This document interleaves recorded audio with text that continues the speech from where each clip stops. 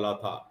भाई मती दास के धड़ के ऊपर ज्यों ज्यों आरा चलता गया, भाई मती दास के धड़ के ऊपर ज्यों ज्यों आरा चलता गया, हिंदुओं के दिल में ये विश्वास त्यों त्यों पलता गया।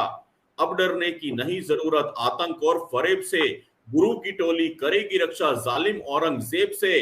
भाई दयाले को जब बिठाया खौलते उबाले में, भाई दयाले को जब बिठाया खौलते उबाले में, घंटियों की गूंज उठ गई कश्मीर के हर शिवाले में, घंटियों की गूंज उठ गई कश्मीर के हर शिवाले में। और रुई लपेटे रुई लपेटे रुई लपेटे सतीदास जी जब जिंदा जलाए गए, पंडितों के तन पे तब जनेऊ फिर सजाए गए, पंडितों के तन पे तब जनेऊ फिर सजाए गए। और सदमे में बैठा औरंगजेब बोला काजी अब्दुल वहाब से, सदमे में बैठा औरंगजेब बोला काजी अब्दुल वहाब से, आखिरी उम्मीद बची है अब सिख गुरु के जवाब से, इससे पहले यहां मौत का नंगा खेल शुरू हो, ये पैगाम पहुंचा दो तुम इस नौवे गुरु को। क्या बोला औरंगजेब काजी से? काजी का नाम था अब्दुल वहाब। कहता है कि इससे पहले मैं सारी सीमाएं पार करूं, इस नौवे गुरु को मेरा पैगाम पहुंचाओ। काजी के हाथों पैगाम पहुंचवाता है। क्या पैगाम?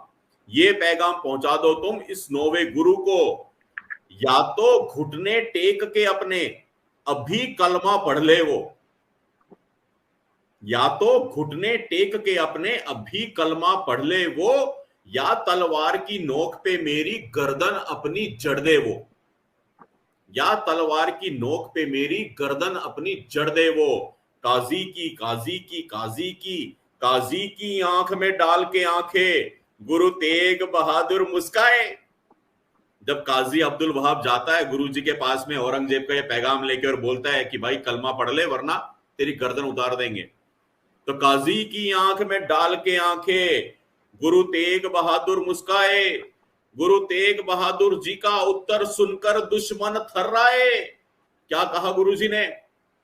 काजी की आंख में डाल के आंखें गुरु तेग बहादुर मुस्काए, गुरु तेग बहादुर जी का उत्तर सुनकर दुश्मन थर्राए।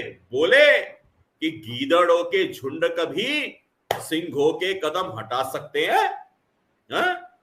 कि गीदड़ों के झुंड कभी सिंहों के कदम हटा सकते हैं? तेरी तलवारें कम पड़ जाएंगी इतने शीश कटा सकते हैं। Very good. तेरी तलवारें कम पड़ जाएंगी इतने शीश कटा सकते हैं। गुरु साहिब के भैया ये कविता की अंतिम पंक्तियां हैं। जो हुआ इतिहास में सबको मालूम है, कवि ने सिर्फ एक कल्पना की है, मैंने कुछ नहीं किया इस पूरी कविता में, मैंने सिर्फ इतिहास को शब्दों में पिरोया बस। लेकिन ये जो अंतिम 4 पंक्तियां इसमें कवि ने एक कल्पना की है। देखो उनका काम था मारना, वो जिहादी थे, जल्लाद थे। तलवार एक निर्जीव वस्तु थी।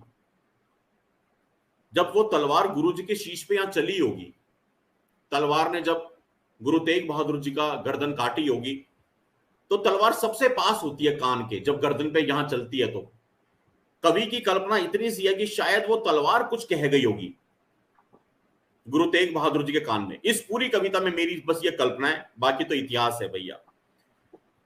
तेरी तलवारें कम पड़ जाएंगी इतने शीश कटा सकते हैं। गुरु साहिब के शीश पे जब जल्लाद की तलवार डोली होगी, गुरु साहिब के शीश पे जब जल्लाद की तलवार डोली होगी, वो तलवार भी रोते रोते चुपके से ये बोली होगी।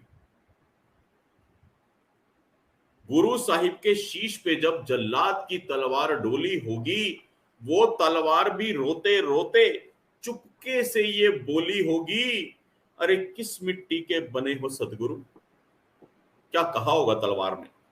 बस यही सोचा है मैंने और यही मेरी कविता है कि वो तलवार भी रोते रोते चुपके से ये बोली होगी, किस मिट्टी के बने हो सतगुरु, अरे किस मिट्टी के बने हो सतगुरु, निकली नहीं एक भी चिख।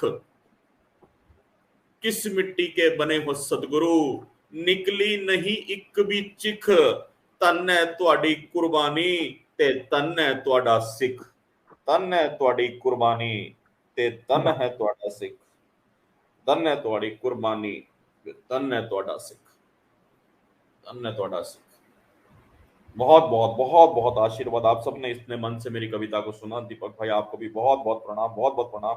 और बहुत बहुत आपने इतना बहुत अद्भुत। इतने साथियों ने क्षमा ये कीजिएगा ऐसा सत्य है शुभम भाई, उनको बहुत बहुत भावुक बहुत कर देने वाली कविता है, बहुत भावुक कर देने वाली कविता है। बहुत दर्द है इस कविता के अंदर, इस सच्चाई के अंदर शुभम भाई।